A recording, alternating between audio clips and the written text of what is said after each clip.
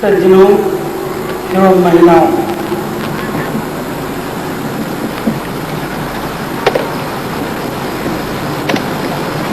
हमारे माननीय अभिलाष साहब ने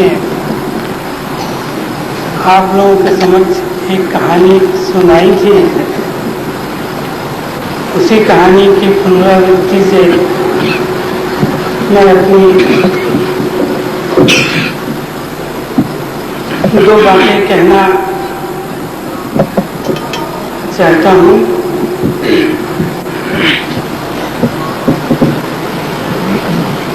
एक समय एक समुद्र का मेढक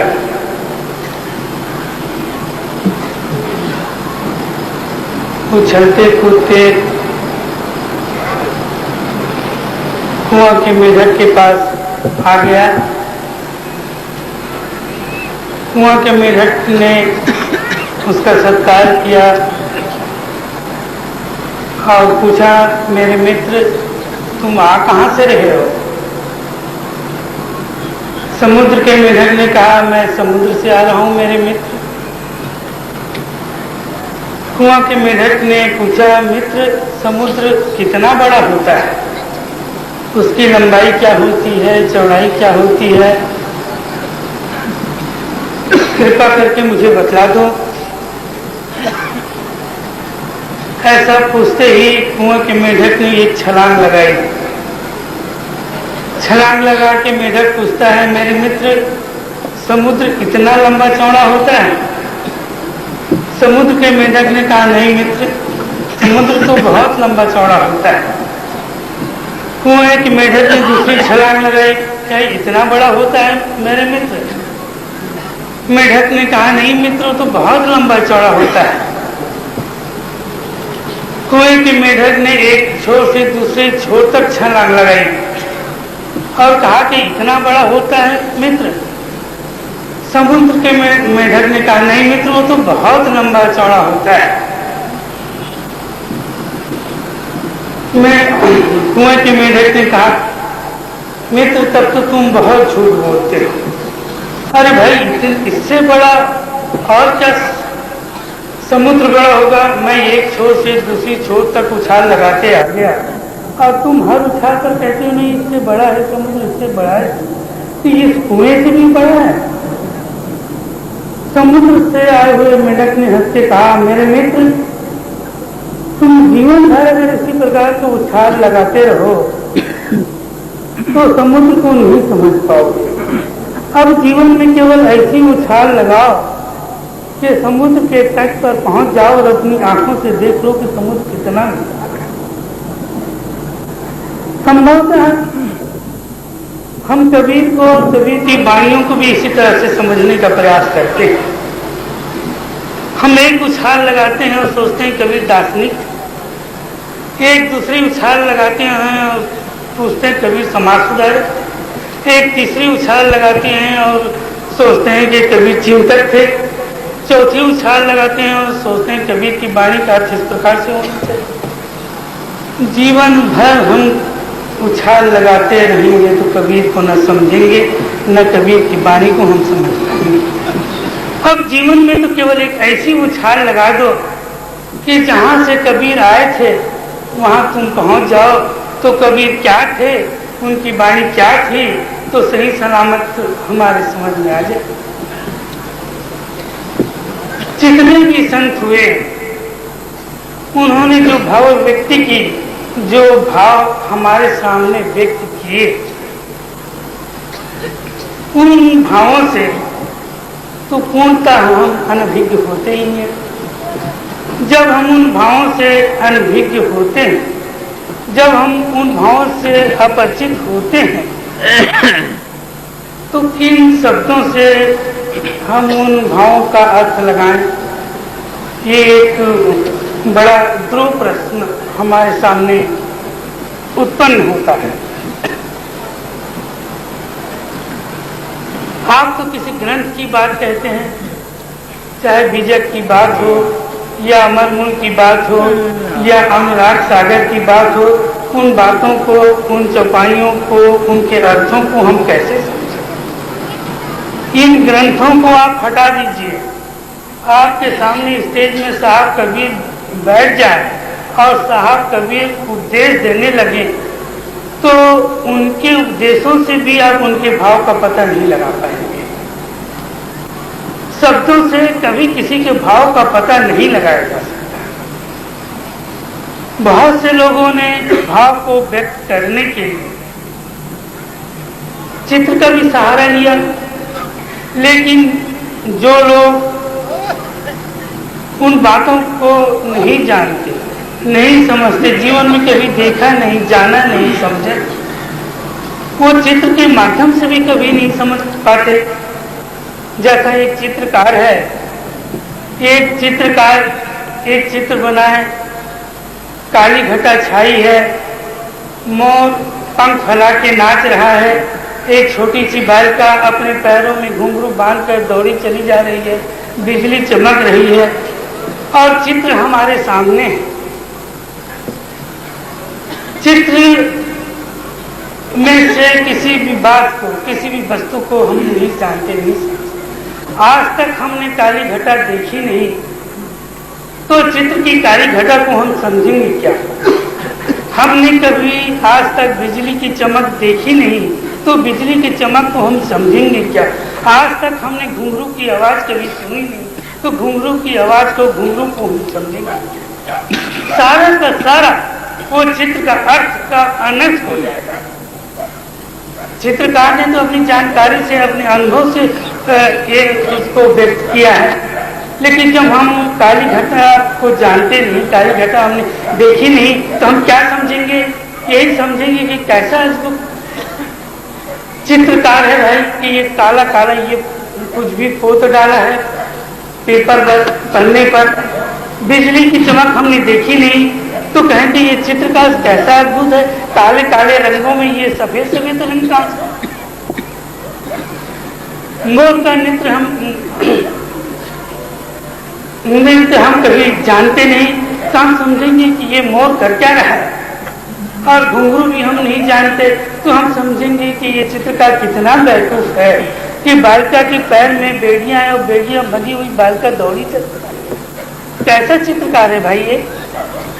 तो जिन भावों से हम कभी गुजरे नहीं, जिन भावों को हमने अपने जीवन में जाना नहीं, समझा नहीं, उसका अर्थ हम कैसे लगाएंगे? मेरी समझ में चाहे कबीर हो, चाहे बुद्ध हो, चाहे महावीर हो, संसार के कोई भी महापुरुष हो, अगर उनकी वाणियों का अर्थ समझना चाहते हैं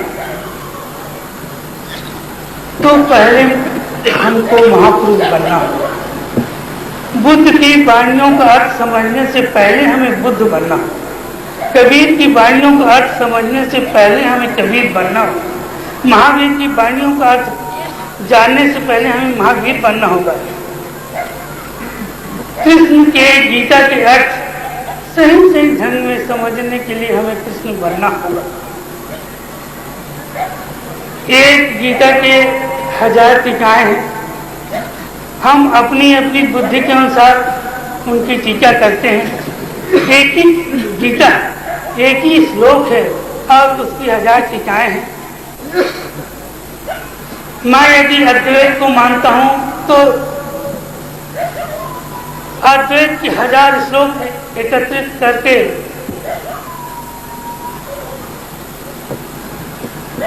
कह दूंगा कि कृष्ण अद्वैत के मानने वाले थे। मैं यदि द्वैत के मानने वाला हूं तो गीता से हजारों श्लोक एकत्र करके कह दूंगा कृष्ण द्वैत के पक्षपाती थे। इस प्रकार हमारे मन में जो भाव है, हमारे हृदय में जो भाव है, उन भावों के रूप से हम हजारों श्लोक एकत्र कर लें, हजारों साखियां एकत्र कर लें और कह देंगे कि अमुक अमुक हो सकता है। अब सोचो जरा आप, अगर गीता के एक ही गीता के अगर 1000 श्लोक हो, एक ही गीता के एक श्लोक के यदि 1000 अर्थ हों तो कहने वाला कितना सक्षम होगा। एक व्यक्ति यदि अपने भाव को यदि अपने विचार को सही सही ढंग से व्यक्त नहीं कर पाता तो उसको हम क्या कहेंगे। तो कृष्ण इतने अयोग्य थे कि अपने भाव को, अपने विचार को या वे जो कहना चाहते थे उसको ठीक ठीक नहीं कह सकते। ऐसी बात नहीं है। कृष्ण जो कहना चाहते हैं कृष्ण ने वही कहा है, लेकिन हम समझते नहीं, बूझते नहीं। यदि समझना है तो हमें कृष्ण होना पड़ेगा, तब तो हम कृष्ण की बातों को समझेंगे। कबीर को हम समझना चाहते हैं तो हमें कबीर बनना पड़ेगा, तब तो हम कबीर की बातों को समझेंगे। बिना कबीर हुए बिना कबीर बने हम केवल ग्रंथों के माध्यम से, केवल साखियों के माध्यम से, केवल वाणियों के माध्यम से कबीर को समझने की चेष्टा करें तो मेरी समझ में बात तो नहीं आती कि हम कबीर को समझ पाएंगे। फिर मान लीजिए आज की दुनिया है, जिस दुनिया में सब कुछ नष्ट होना संभव है, आज कबीर के ग्रंथ हैं। मान लीजिए ऐसी घटनाएं घटी हमारे सामने कि सभी कबीर के सारे ग्रंथ नष्ट हो गए, तो क्या आज हम कबीर हमारे सामने नहीं होंगे या कबीर हमसे हमेशा हमेशा के लिए जुदा हो जाएगी? क्या हो सकता है? और भी कोई दूसरा उपाय हो सकता है? हो सकता है, और वो उपाय है ध्यान का। वो उपाय है कबीर ने जो कुछ, कबीर जिस अनुभूति से, कबीर जिस अनुभव से गुजरे हैं, उस अनुभव से, उस अनुभूति से यदि हम गुजर जाएं तो बात बन जाती है, तो हम कबीर को समझ सकते हैं। कबीर ने जो कहा है वो आज मिटा नहीं है, आज भी है। कहीं भी हो, आपके पृथ्वी में हो, चंद्रलोक में हो, सूर्यलोक में, किसी ग्रह में हो, किसी तारे में हो, है उनकी वाणी। यदि हम उसको पकड़ लें तो उसी वाणी को हम ठीक उसी ढंग से सुन सकते हैं, समझ सकते हैं। आज देखेंगे आप, आपके सामने रेडियो है, दिल्ली से प्रसारण होता है और हम यहाँ बैठकर संगीत सुनते हैं। आज से 100 साल पहले जब रेडियो का आविष्कार नहीं हुआ था, तब क्या ध्वनि की तरंगे नहीं प्रसारित होती थी? तब क्या उस समय ध्वनि की तरंगे दिल्ली से आपके पटना तक नहीं आती थी? तब भी आती थी, लेकिन जरूरत थी एक ऐसे यंत्र की जो उस आवाज को ग्रहण कर सके। जब यंत्र का आविष्कार हो गया, यंत्र ने उस ध्वनि को पकड़ लिया, तो हम दिल्ली की आवाज को पटना में सुनते हैं। अगर जिस दिन ऐसे यंत्र का आविष्कार हो जाए कि दूर ग्रहों में फैली हुई आवाज की तरंगों को भी ग्रहण कर सके, तो साथ ही कभी वाणी को भी हम सुन सकते हैं। और ध्वनि की तरंगों से भी ज्यादा सूक्ष्म तरंगे होती हैं अनुभव की तरंगे, वो कभी मिटने वाली नहीं होती। साहब ने जो अनुभव किया है वो अनुभव नष्ट नहीं हुई, आज भी है, केवल एक आवश्यकता है यंत्र की। यदि यंत्र का आविष्कार हो जाए तो उन अनुभव की तरंगों को भी हम प्राप्त कर सकते। या आध्यात्मिक तल पर यदि हम अपने जीवन की गहराई में डूबे, आध्यात्म का अवलोकन करें, तो हम उन अनुभूतियों से गुजर सकते हैं। जब हम उन अनुभूतियों से गुजर सकते हैं तो ठीक ठीक हम कबीर को समझने में सक्षम होंगे। अन्यथा तो मैं नहीं समझता कि और कोई मार्ग होगा जिससे हम कबीर को या बुद्ध को या महावीर को या कृष्ण को या संसार के किसी भी महापुरुष को समझने में हम सक्षम हो सकेंगे। साहब कबीर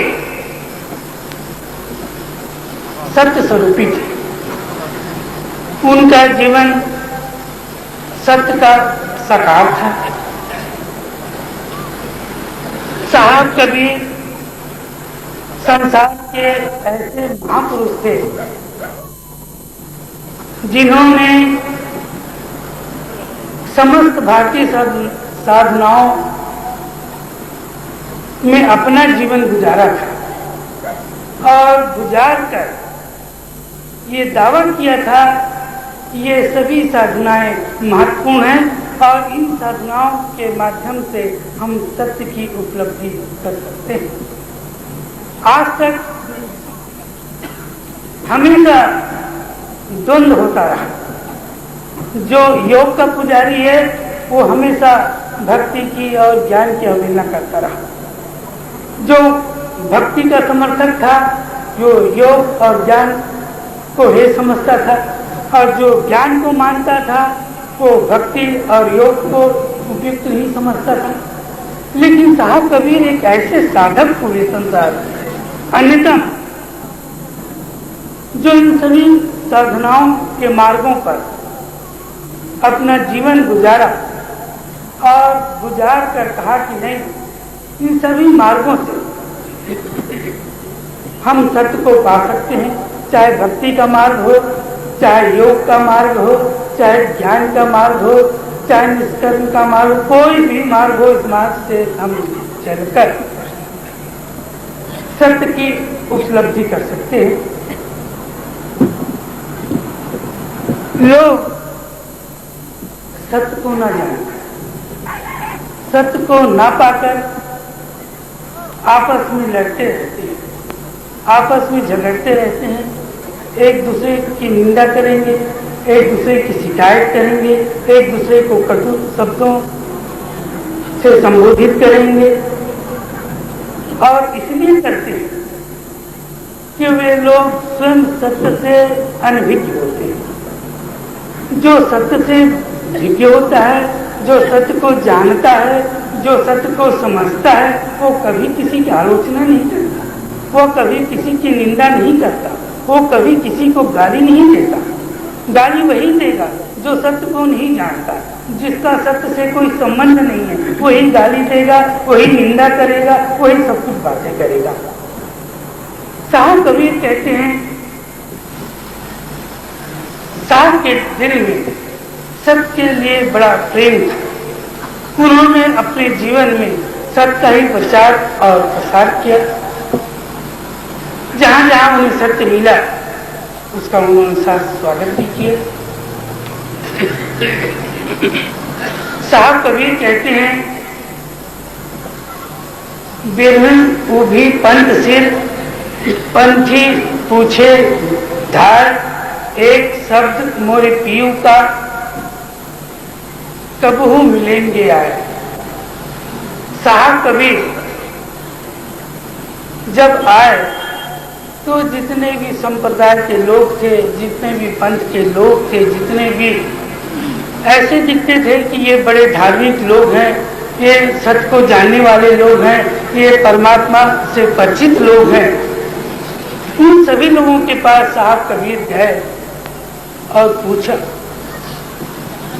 जैसे एक गृहिणी होती है अपने पिया से, अपने पति से बिछुड़कर एक चौरस्ते में खड़ी हो जाती है और जितने भी लोग आते जाते हैं वो गृहिणी दौड़कर उनसे पूछती है कि भाइयों इतना तो बता दो कि मेरे प्रीतम मेरे स्वामी कब आएंगे, उनसे उनका दर्शन कब होगा, उनसे मेरी अनुभव भेंट कब हो, इतना तो बता दो।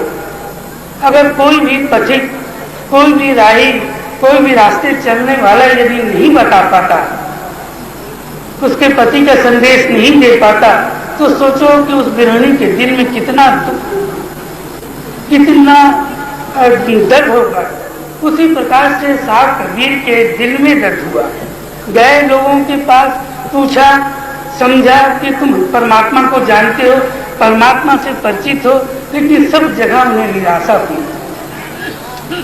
साहब कहते हैं आलम दुनी सभी फिर खोजी हर बिन सकल अपांग। साहब कहते हैं भाई मैंने सब जगह ढूंढते देखा, लेकिन सब जगह परमात्मा की कमी है। लोग तो ऐसे दिखते हैं मंदिर में, मस्जिद में, चर्च में, गुरुद्वारा में कि ये परमात्मा से परिचित हैं, लेकिन इनमें से कोई परमात्मा से परिचित नहीं है। लगता तो ऐसे है कि ये लोग बड़े धार्मिक लोग हैं, लेकिन सच तो ये चित है, लेकिन इनमें से कोई परमात्मा से परिचित नहीं है।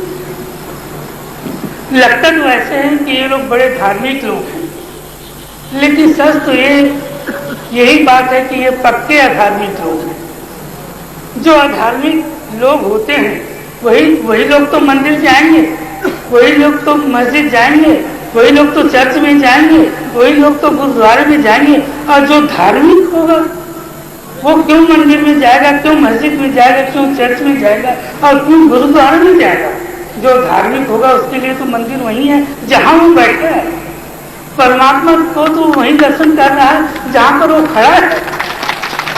तो उसके लिए जाने की जरूरत क्या? कोई जरूरत नहीं। इसलिए साहब कबीर ने कहा, दुष्ट लोचन देखा हर भी नाव न देखा, मेरा नैन रहे लमुलाई, अब बेगल कबू न जाई, हमारा भ्रम राग भव भागा, जब राम नाम चित लागा। मैंने सारे संसार में अपनी आंखों से खूब ढूंढ ढूंढ कर देख लिया है, मुझे केवल परमात्मा के, केवल साहब के कोई दूसरा नजर ही नहीं आया। तो जब सारे संसार में परमात्मा ही नजर आ रहे हैं तो उसी परमात्मा के लिए मंदिर बनाने की, मस्जिद बनाने की, चर्च बनाने की, गुरुद्वारा बनाने की क्या जरूरत है?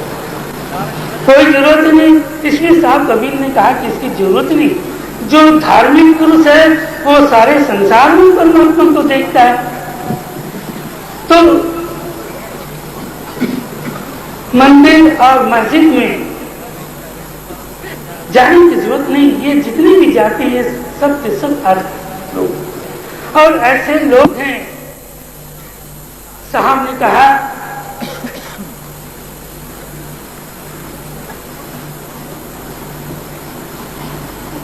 कबीर यह संसार अंधला जैसे अंधी गाय, बछड़ा था सो मर गया वो भी जाम चकाए।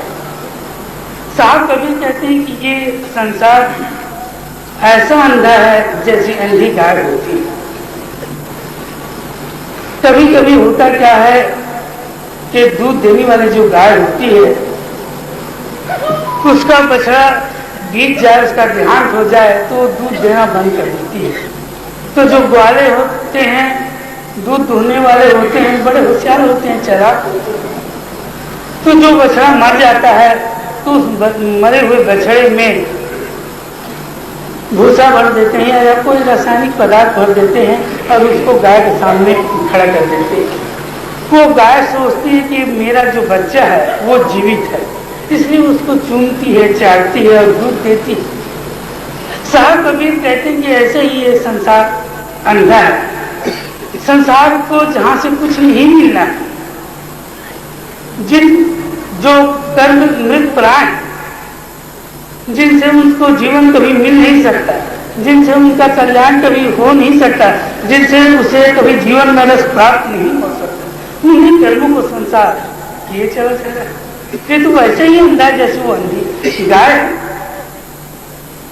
तो ऐसे फिर और भी साहब कभी कहते हैं कि संसार तो अंधा है, फिर एक तो अंधा हो तो ना, सारा संसार का अंधा का अंधा है और एक तो अंधा हो तो मैं भला समझा भी दूं, हाथ पकड़ के उसे ले जाऊं। लेकिन जब पूरा का पूरा संसार अंधा है तो उसको समझाना जरा मुश्किल की बात है। तो साहब कबीर कहते हैं कि ये कोई धार्मिक व्यवहार नहीं है। जो परमात्मा है वो तो स्वतः के प्रयास से जाना जाता है। साहब कबीर कहते हैं जिन ढूंढा तीन पानियां, गहरे पानी बैठ, मैं बौरी डूबन डरी तो रही किनारे किनारे बैठ। जिन्होंने अपने जीवन में परमात्मा की खोज की, साहब की खोज की, उन्होंने अपने जीवन में परमात्मा को पाया। जिन्होंने खोज नहीं की वो परमात्मा को अपने जीवन में कैसे पाएंगे? मैं एक बात कहना चाहता हूं, कहने में तो जरूर टूटान सा लगता है, लेकिन उसके लिए मैं क्षमामंत भी हूं। मेरा विचार है जैसे कि साखी का अर्थ है कि जिन ढूंढा तिन पाए, जिन्होंने ढूंढा जिन्होंने खोज की उन्होंने पाया। जब आपको अपने जीवन में खोज करके परमात्मा को पाना है तो आपको कबीर से क्या मतलब है, आपको बुद्ध से क्या मतलब है, आपको कृष्ण से क्या मतलब है, आपको जीसस से क्या मतलब है, कि आपको महावीर से क्या मतलब, कि आपको दुनिया के महापुरुषों से क्या मतलब है। इन महापुरुषों की वाणियों से आपका कल्याण हो जाए ऐसी बात तो नहीं है। उनकी वाणियों से, उनकी वाणियों को पढ़कर, उनकी वाणियों को सुनकर, उनकी वाणियों को अध्ययन करके आप परमात्मा को प्राप्त कर लेंगे, ऐसा हो सकता है, ऐसी बात तो नहीं। वो तो अपने जीवन को तो दांव पे लगाना होगा, अपने आप का संपूर्ण समर्पण करना होगा, तब तो परमात्मा मिलेगा। किसी की वाणी को सुनकर, किसी की वाणी को पढ़कर तो नहीं मिलेगा। साहब का एक अच्छा पद, समय ज्यादा नहीं हो रहा है, साहब का एक पद है, बड़ा अच्छा पद है। साहब कबीर कहते हैं, साहब कबीर कहते हैं, पड़ोसी मांगे कंठ हमार, बौरी कंठ क्यों मिल ही उधार। साहब कबीर कहते हैं कि मेरा जो पड़ोसी है, मेरे पड़ोस में जो रहने वाली महिला है, वो मेरे स्वामी को, वो मेरे मालिक को उधार मांगती। ऐसा कभी सुना है आपने कि कोई महिला, कोई नारी, कोई सुहागिन अपने पति को किसी को उधार दे दे? कभी ऐसा नहीं होता, कभी कोई देने के लिए तैयार नहीं होता। साहब कबीर कहते हैं कि तू कैसी बावरी है, तू मेरे स्वामी को, मेरे पति को, तू मुझसे ही उधार मांगती है, और तू श्रृंगार करके बैठी है, ये हाथों में चूड़ियां, मस्तक पर कुमकुम, ये बालों में तेरा गजरा, आंखों में कजरा, ये सब कुछ जो तू सर धर कर बैठी है, तो उधार पति के लिए तू मुझसे पति चाहेगी, और तू मुझसे पति लेकर तू ये श्रृंगार करके बैठी है, ये तेरा ये केवल बावरापन है। तो कोई नारी अपनी पति को देने के लिए तैयार नहीं। आगे साहब कबीर कहते हैं, कहने का मतलब साहब का ये कि दुनिया में कभी कोई अपने पति को, अपने मालिक को कोई देता ही नहीं। जब हम अपना पति पाते हैं, कोई किसी नारी का जब विवाह होता है तो उसका पति मिलता ही है। जब वो स्वयं अपना पति पाती है तभी तो सुहागिन होती है, कि दूसरे के पति के आधार पर कोई सुहागिन होती है, ऐसा तो नहीं होता। तो जब हम अपने जीवन में परमात्मा को उपलब्ध कर लेंगे तभी तो हम सुहागिन होंगे, तभी तो हम कहेंगे कि हम परमात्मा को जानते हैं, या किसी से दूसरे से उधार मांग कर कहेंगे कि हम सुहागिन हैं। बुद्ध से उधार मांगेंगे हम, कबीर से उधार मांगेंगे हम, महावीर से उधार मांगेंगे हम, जीसस से उधार मांगेंगे हम, कृष्ण से उधार मांगेंगे हम, किससे हम अपने पति उधार मांगेंगे? अरे भाई, अपना पति तो हमको स्वयं प्राप्त करना है। यदि नहीं प्राप्त कर सके तो हम सुहागिन होंगे कैसे? सुहागिन होने का कोई मतलब है भी नहीं। तो साहब कबीर कहते हैं कि पड़ोसी मांगे कंठ हमार, और ये पड़ोसी तो कैसी हो रही है जो मेरे कंठ को मांगती है। आगे कहती है, साहब कबीर आगे कहते हैं कि भाई घटे प्रेम तो का संग लूं, यदि मेरा प्रेम घट जाए। नहीं काट कर आया था, उसने भी बात सुनी कि भाई कोई संत आए हैं हमारे ग्राम में, तो उसके दर्शन कर ले। तो लकड़हारा अपना गट्ठा पटका वहीं और दौड़ा, गया संत के पास और दंडा शरण हुआ, निवेदन किया, महाराज मुझ पर दया करो, मैं बहुत दुखी हूँ, मैं बहुत बंधन से जकड़ा हुआ हूँ, कोई ऐसा रास्ता बताओ, कोई ऐसा मार्ग बताओ जिससे मुझे छुटकारा मिल जाए। संत जी ने कहा, तुम सचमुच में दुखी हो, तुम सचमुच में छुटकारा चाहते हो? व्यक्ति ने कहा, महाराज यदि मैं सचमुच में छुटकारा नहीं चाहता, मैं दुखी नहीं होता तो आपकी शरण में आता क्यों? मैं सचमुच में दुखी हूं, छुटकारा चाहता हूं। संत जी ने कहा, ठीक है, तो मैं रास्ता बतलाता हूं। देखो मेरे सामने एक गुफा है, उस गुफा में जाकर बैठ जाओ और 3 दिन तक केवल तुम यही सोचते रहो कि मैं भैंस बन गया, भैंस बन गया, भैंस बन गया। दूसरी बात सोचना ही मत।